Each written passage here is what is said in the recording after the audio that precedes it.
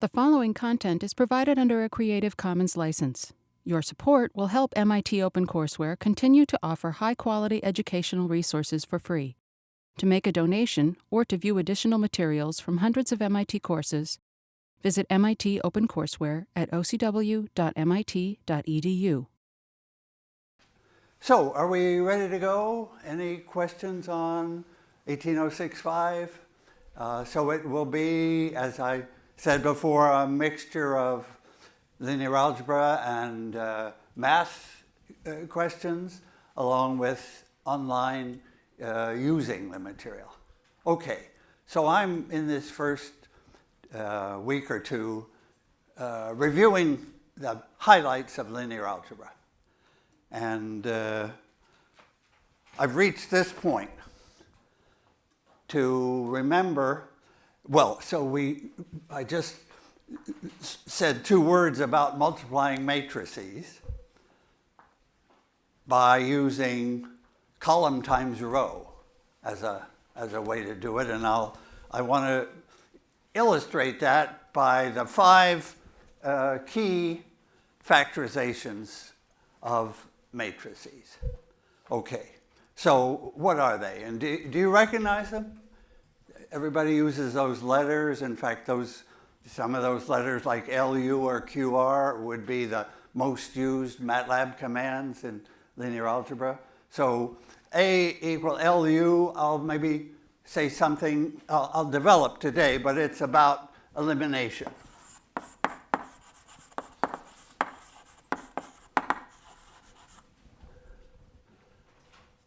Solving linear systems.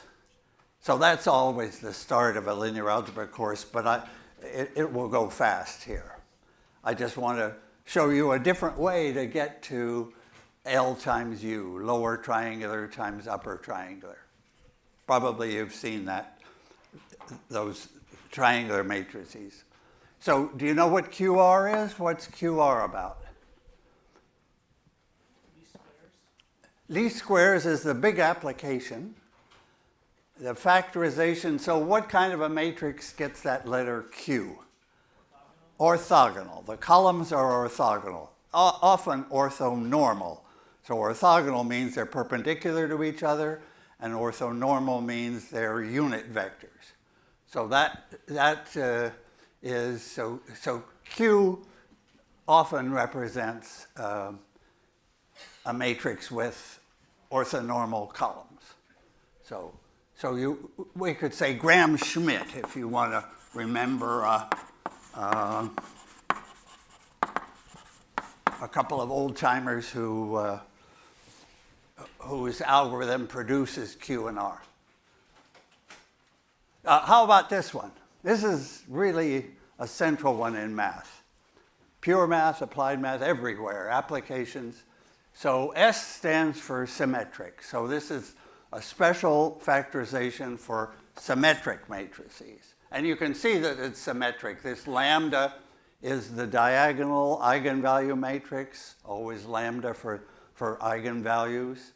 Q is like that Q, different Q, of course. That Q you can find sort of just straightforward from Graham-Schmidt. This Q has the eigenvectors. So you don't find eigenvectors without some extra work. Okay, so that's eigenvectors. So that would be worth expanding. So here are the eigenvectors of the matrix S, n of them, normalized.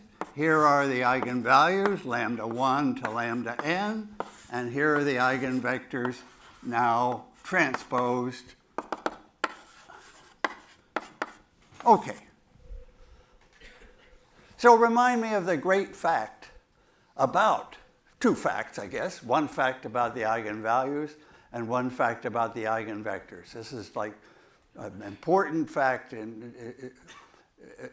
statement in linear algebra.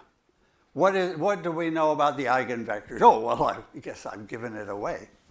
The eigenvectors are orthogonal. That's very important. Makes the matrices, well, they're beautiful matrices. They're the kings of linear algebra. Q's are the queens, in my opinion. Orthogonal matrices are the queens, and symmetric matrices are the kings. So these are orthonormal eigenvectors, and the key point, an important point that's implicit here is there are n of them. There's a complete set. The matrix can be diagonalized, and those, well, what's special about the eigenvalues? Other matrices could be Q, lambda, Q transpose, but symmetric matrices are something additional about lambda. They're all real? They're all real. So eigenvalues are real, and eigenvectors are orthonormal. Can be chosen, orthonormal. Can be chosen, I guess I have to say. Okay, good. Oh, now maybe I'll use that as an example of matrix multiplication. So let me just do that here. Simple matrix multiplication, but it makes the point. So Q lambda Q transpose. Okay. Well, what was my point about matrix multiplication? It really involved two matrices. Here I unfortunately have three, so I'm going to have to squeeze lambda in with one of the Q's to see it nicely as two matrices. Shall I just do that? Yeah, there. Now I've made it two matrices. That was easy. Okay. Now what's the rule? In the first notes, this was A and this was B. And when you multiply two matrices, the rule is, this is columns of Q lambda times rows of Q transpose. I'm multiplying columns by rows, and so it's a column vector times a row vector, and that gives us a matrix. So and it's a special matrix. So this is a column, this is a row, and when I multiply n by 1 times 1 by n, I get an n by n matrix, and it's pretty special. And what is the special fact about, I'm sort of recalling from last time, what's special about a column times a row? Its rank is special. Its rank is 1. Its column space, well, the only column around is this one. So all columns are multiples of this guy. All rows are multiples of this guy, as we could see from an example. Shall I just do an example? 1, 2 times 3, 4, to take a random example. So that would give us 3, 4, 6, 8. And sure enough, the columns are multiples of 1, 2, the rows are multiples of 3, 4, and the rank is 1. Okay, so those are the building blocks. Now I want to build something. So here we go. So this is a sum of rank 1. Sum of rank 1. A sum of column times row. So I take column 1 times row 1. That's my first thing in the sum. So column 1 of that. So you see I had to sneak the lambda in to have just two factors. So what's column 1 of Q lambda? Oh, that's a good question. So column 1 of Q is Q1, the first eigenvector. But now I'm multiplying by this diagonal matrix. Do you see in your mind what's the first column of Q lambda? Just think about that a second. So we can steal any little corner for a matrix. Okay, so here's Q1 and the rest of the columns. And then here's lambda 1. And that's Q lambda, so I'm putting those together. And I'm asking what's the first column of the answer. Can you see how that works? Q1 lambda 1? It's, sorry? Q1 lambda 1? Q1 lambda 1, exactly. That lambda 1 will multiply Q1. These other lambdas multiply later columns. So the first column is lambda 1 times Q1. Right, so it's the first guy, lambda 1 Q1. And then the first row of this will be Q1 transpose. That's the first guy in our sum of n things. And let me put the next one and the last one. Lambda 2, Q2, Q2 transpose, and lambda n, Qn, Qn transpose. That's really a nice way to write, to break up the product, Q lambda, Q transpose. This is called the spectral theorem. So that's the symmetric, that's S. That's S there, is that. So that's we've broken up S into rank 1 pieces. That's like a constant theme. And these rank 1 pieces are quite special because they're symmetric. Q1, Q1 transpose will be symmetric. And, so can we, so that's just, I followed the rule for multiplying matrices, but maybe I could just check that it's the right thing, that it came out right. So what do I mean by checking? I guess I'll just check about S times Q1. So look at S, this thing, times the first eigenvector, and what do I get? Okay, so you'll like this. So I've split up S into a sum of rank 1 pieces, and that splitting is, you see it all over. It's really showing you what the pieces of the symmetric matrix are.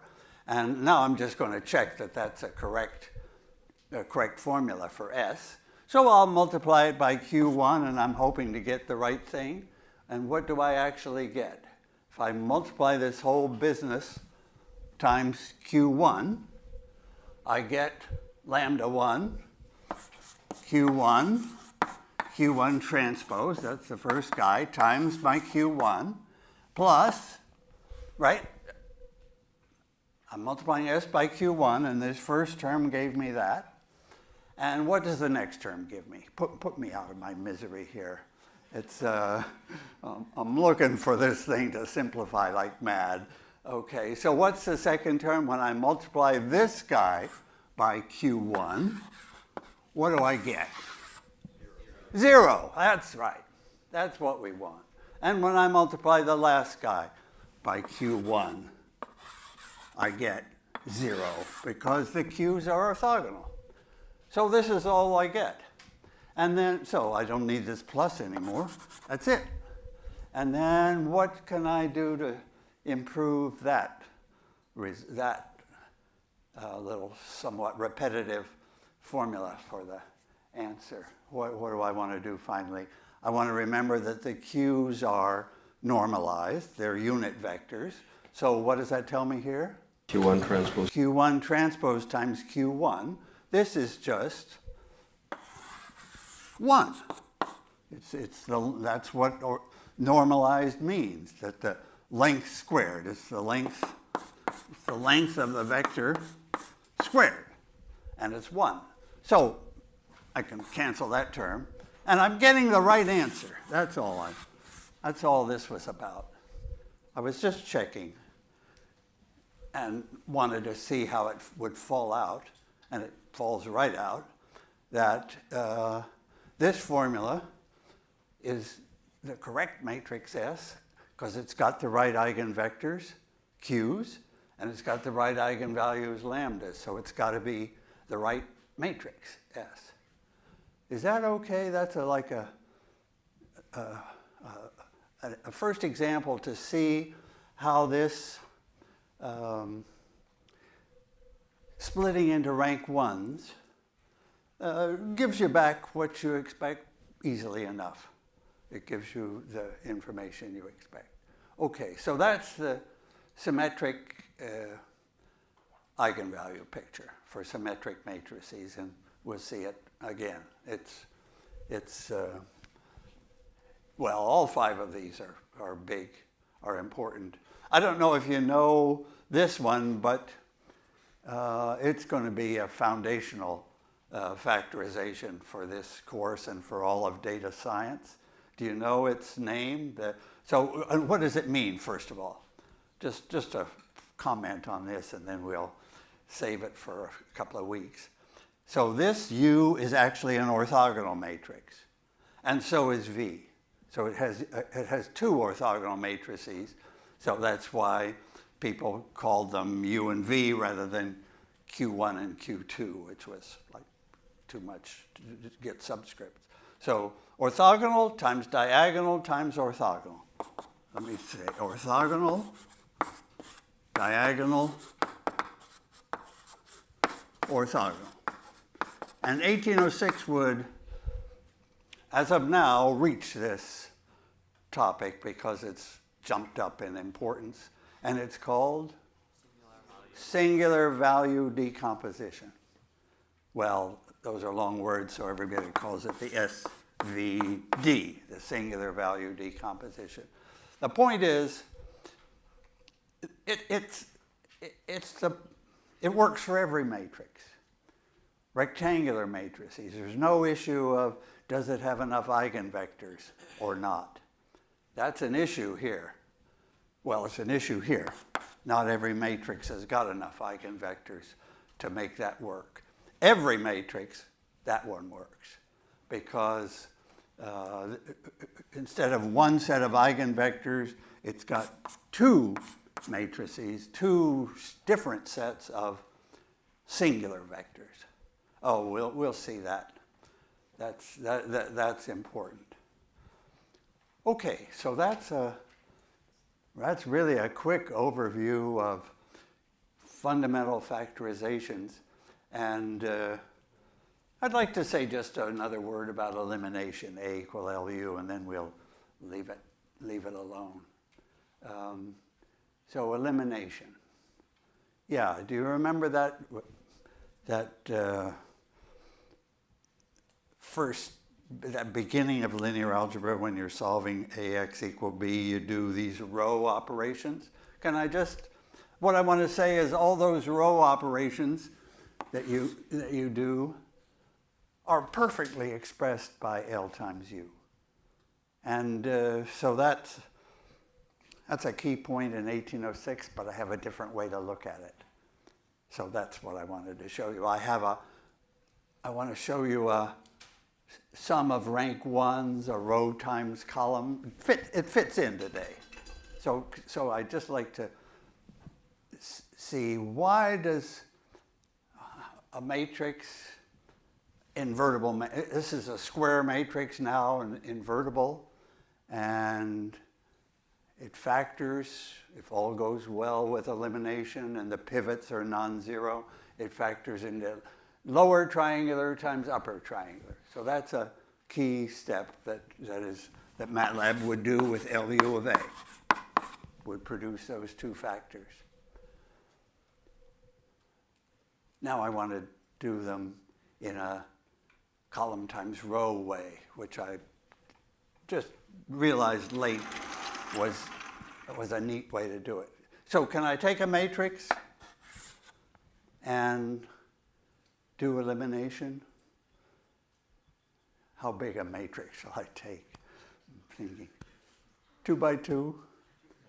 You see, 3 by 3. Somebody not convinced totally by 2 by 2. Let me do it 2 by 2, and then if you really want a 3 by 3, I'll do it. Okay, here's 2 by 2. 2, 4, 3, 7. How's that? Okay. So what is, so let's remember what elimination does. It subtracts a multiple of that row from that one to get to 2, 3, and the multiple is 2, so it knocks out the 4. 2 3s are 6, so it leaves a 1. And we're, thanks for allowing me to do 2 by 2. I've already done it now. I've reached U. So here's A, and here's U, the upper triangular guy, with the pivots on the diagonal. Good. And then the question is, express that step in matrix language. And the right answer is L times U. So the right answer is that this A is, so I'll just erase that letter U, is L times U. So what is L? L is the lower triangular guy, and it has the number that you used here. And what was that? I subtracted 2 of that row from this, so I want a 2 there.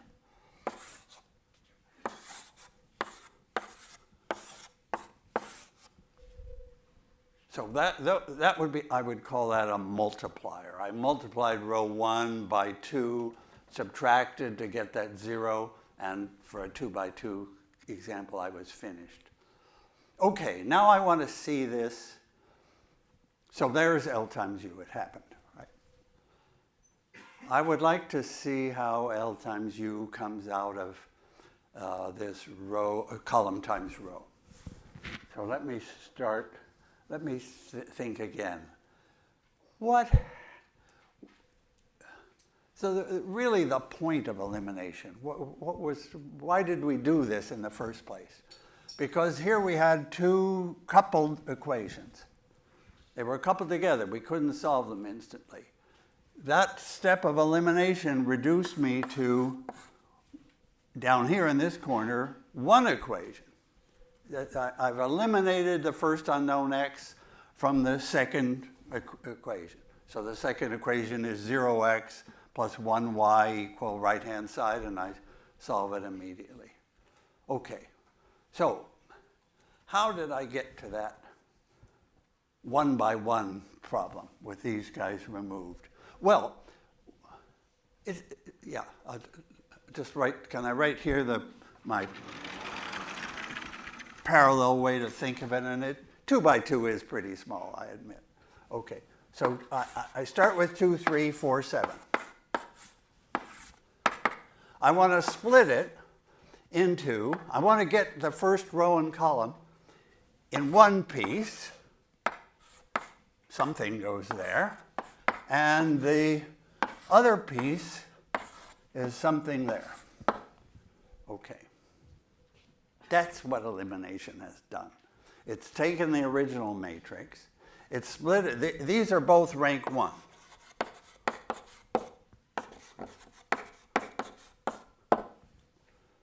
So let's just, first of all, you could tell me what goes in that blank space in the first rank 1 matrix. So, well, can I say this in words? The first stage of elimination pulls off from A. So A is some big matrix. It pulls off from A. It takes account of the first column and row. So it writes A as, here we go, as a first column, say column 1, row 1, plus the easy part. The easy part will be a matrix with all zeros there. All zeros there, and here I have A2. Can I call it A2? This is my way now to think about what elimination is really doing. It's starting with an n by n matrix. It's pulling off a rank 1 matrix, which gets that column and that row correct, and it gets whatever it has in here, and then the rest of what's in there is A2. Do you see that we've done that here? The first step got the first row and column correct, and if it's rank 1, what number goes there? 6. 6 for that. And then this is the rest. This is what we have one size smaller to work on, and it looks like it was 7, 6 has been used, so it's a 1. That's really, I want to think of this rank 1 matrix as the first column of L times the first row of U. And then this guy is the second column of L times the second row of U.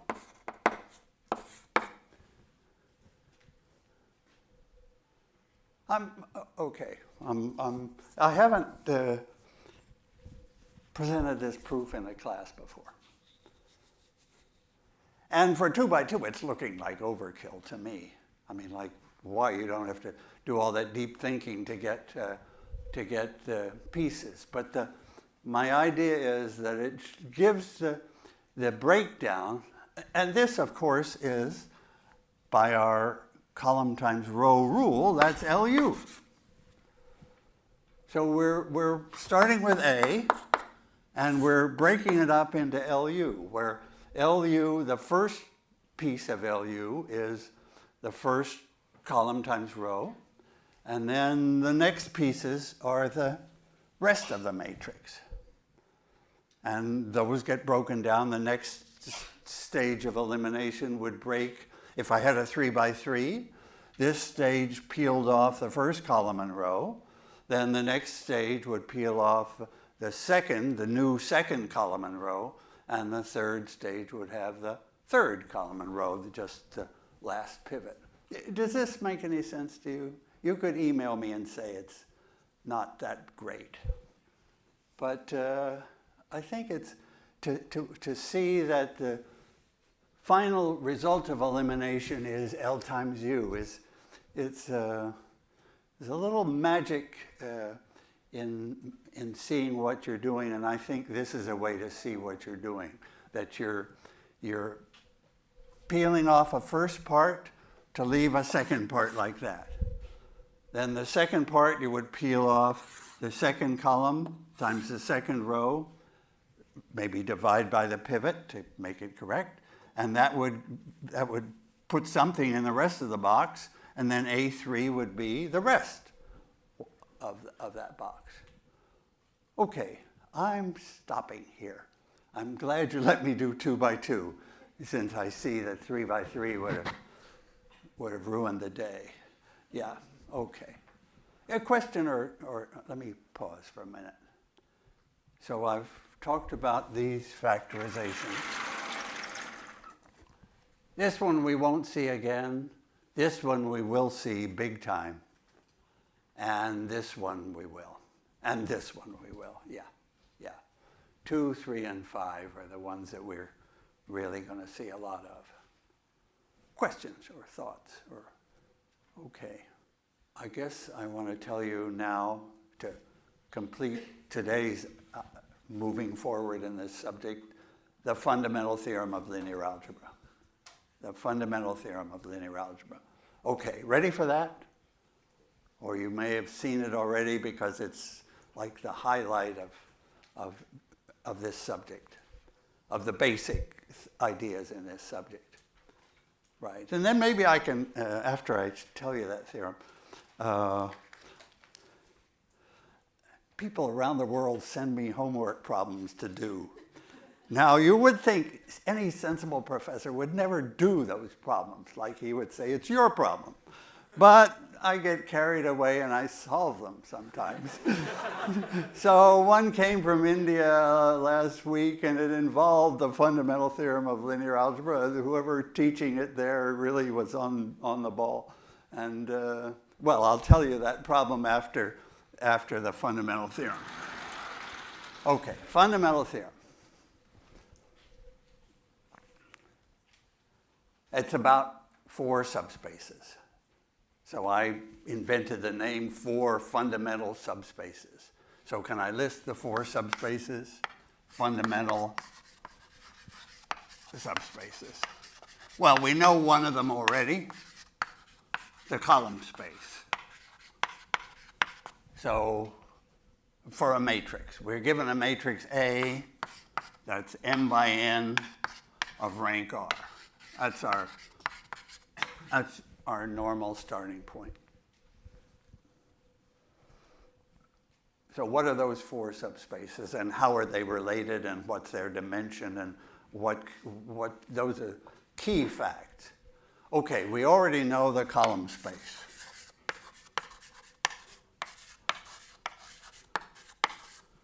column space of the matrix. And actually, we already know the row space of the matrix. And we have the notation for that column space of A transpose. And what is the dimension?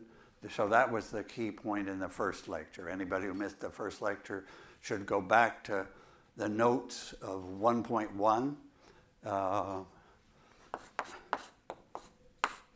for the thinking that goes into the dimension equals what? Which of those three numbers do I want to, is the dimension of the column space? R. R. And what can I say about R right away compared to M and N? Yeah, less or equal. I couldn't have more independent columns than I have columns. So I've got N columns, so R of them are independent. So R is somewhere less or equal, hopefully equal to N. What about the dimension of the row space? How many independent rows has the matrix got? R, thank you. That's the great fact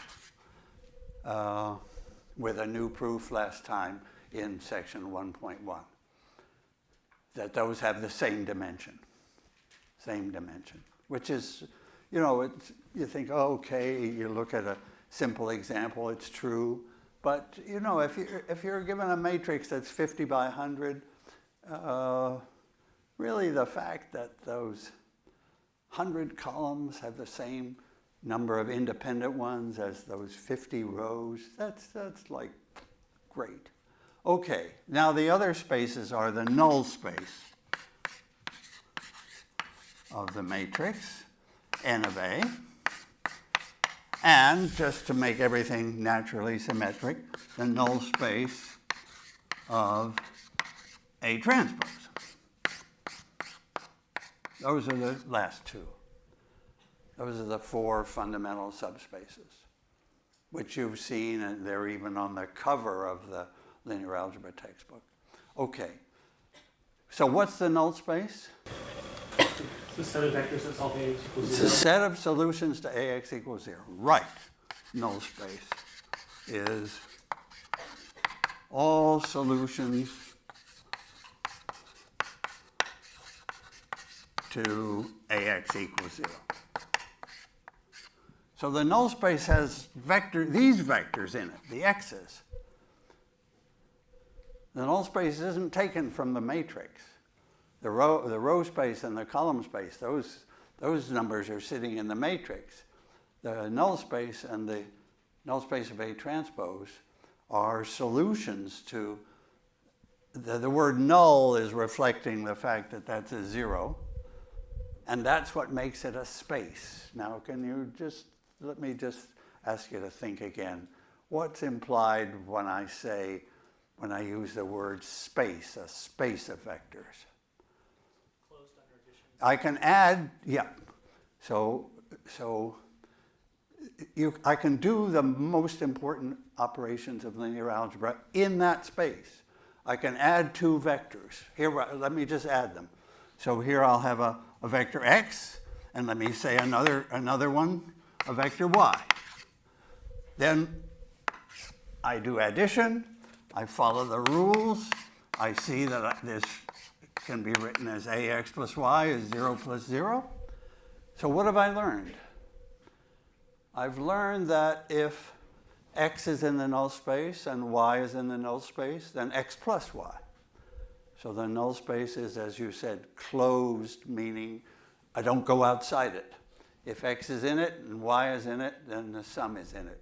And similarly, from ax equals 0, I get to a times cx equals 0. Just multiply by c, by a number c. So those two facts, that means I can do linear algebra. I can multiply by numbers, and I can add. In other words, I can take linear combinations. That's what you do with vectors. And the point is, if I take combinations of two null space guys, I'm still in the null space. Okay. So that's the point of the null space. And now part of the fundamental theorem is to figure out how many independent vectors are in the null space. How many solutions, independent solutions, does that system of equations have? So that will be the dimension. And I have to ask you what it is. Let me draw a picture while you're thinking about those spaces. It's fantastic to have these beautiful, clean boards. Okay, so here's my picture of the row space. Rows, that's the column space of A transpose. And here's my picture of the null space, N of A. And that's the solutions to AX equals 0. And why have I put these two together and these two together? So the other pair will be the column space, C of A, and the null space of A transpose. So there are the four spaces where their relationship is the fundamental theorem of linear algebra. So first of all, so I have an m by n matrix. So that tells me that my rows, a typical row has n components, right? I look at an m by n matrix. Let's do a 2 by 3 matrix. So if I look at the row space, this is m and this is n. So I see three. The rows have length 3. And of course, they multiply the x's, which also have length 3, x1, x2, x3. That's why these are together, because they're both in n-dimensional space.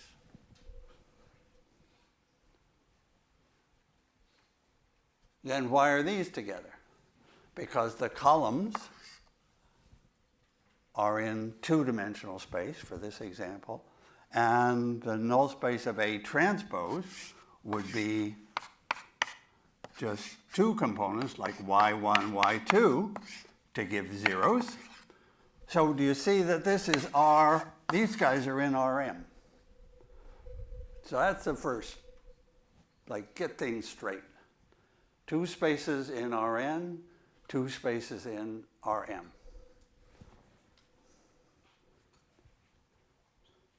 Now, then, what am I going to ask about these spaces?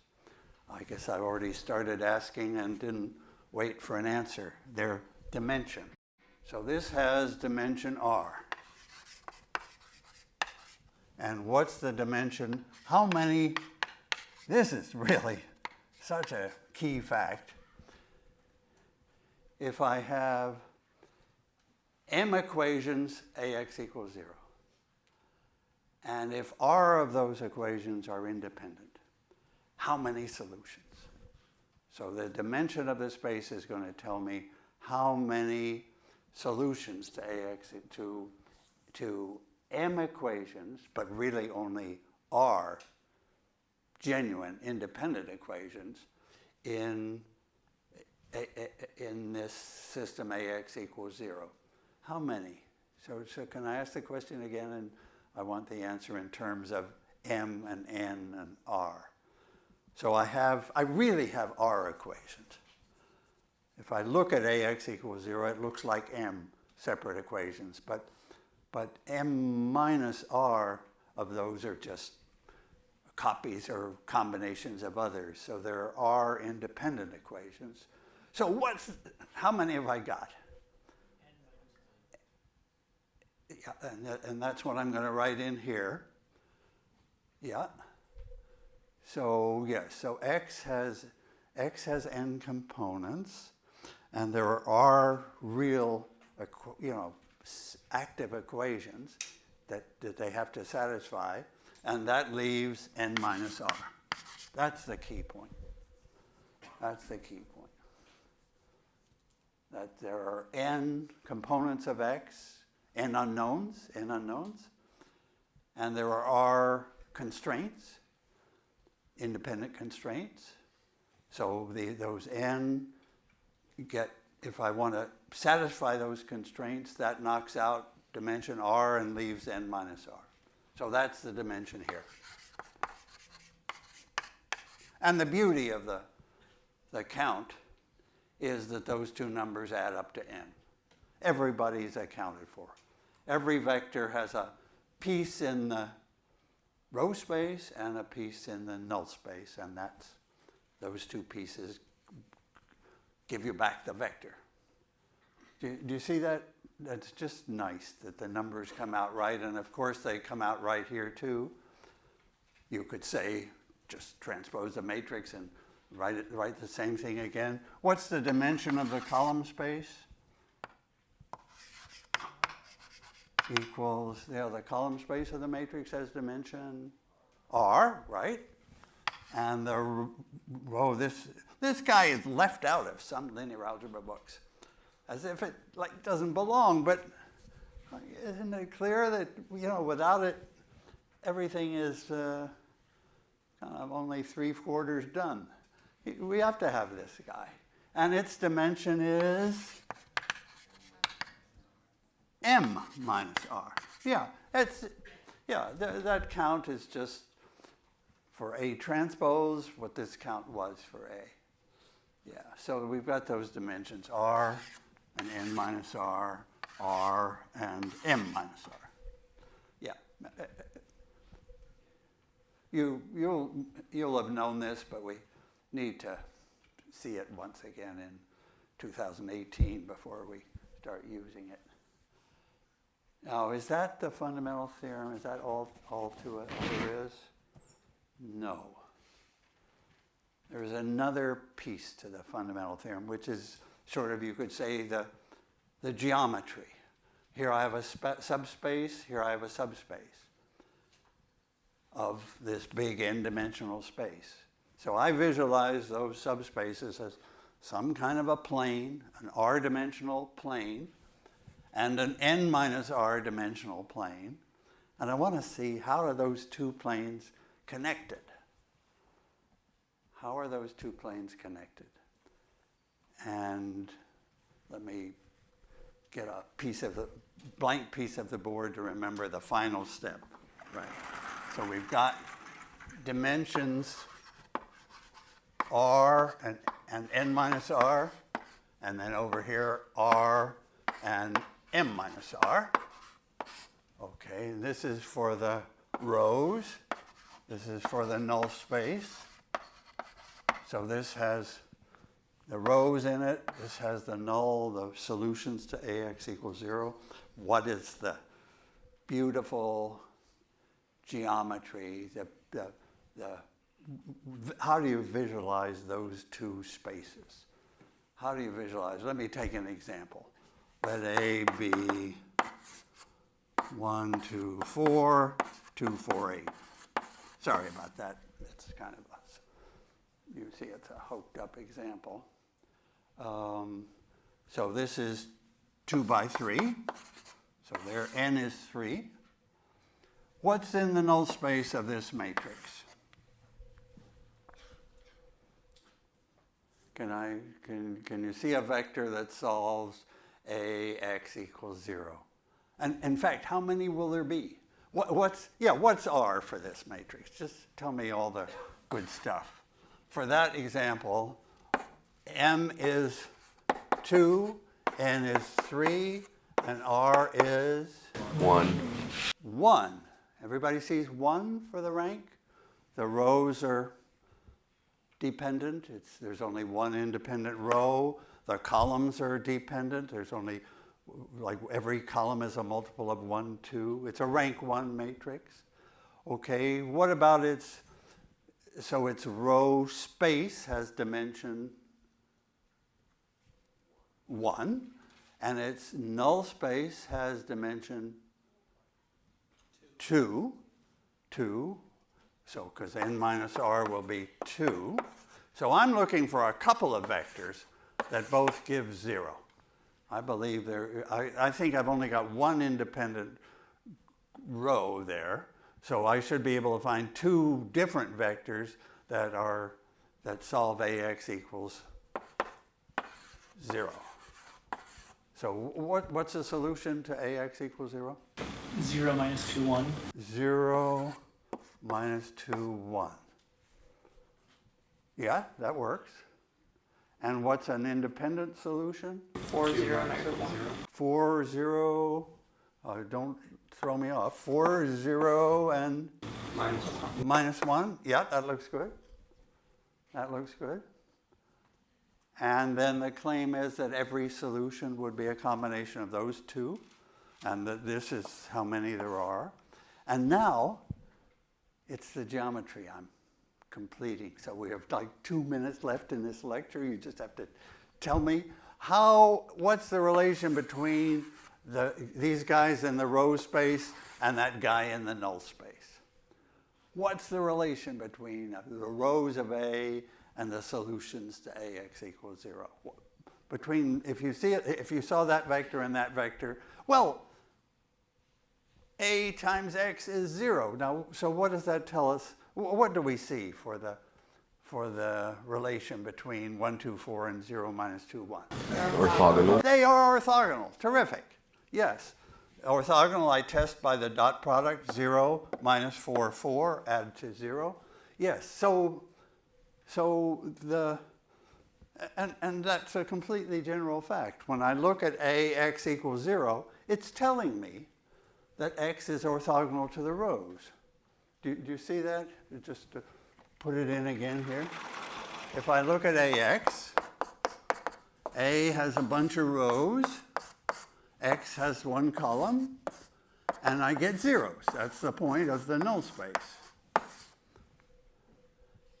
And that equation is just saying that row 1 is orthogonal, because that's the dot product of row 1 with X. So here's row 1, row 2, row 3, and row 4 with X, the rows with X, and I get zeros. So the point is then these two spaces are at 90-degree angles. That's really a neat picture of the 4 subspaces.